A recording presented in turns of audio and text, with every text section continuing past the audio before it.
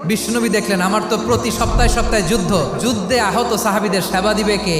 বিশ্বনবী কি খেয়াল করলেন দেখেন, সাআদ ছিল মদিনার বড় ডাক্তার।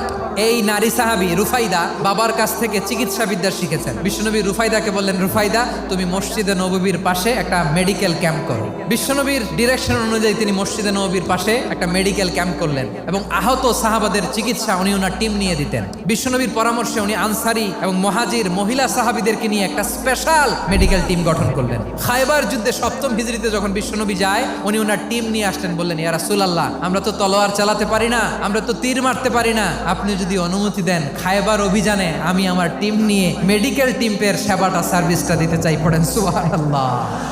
বিশ্বনবী অনুমতি দিলেন, যোদ্ধা সাহাবীদের সাথে মেডিকেল টিম নিয়ে অগ্রসর হলেন। খায়বারের প্রতিটা আহত সাহাবী যারা ইনজুরি শিকার হয়েছেন সবাই রুফাইদা আল আসলামিয়ার এই মেডিকেল ক্যাম্প থেকে চিকিৎসা সহায়তা পেয়েছেন। সুবহানাল্লাহ পড়েন।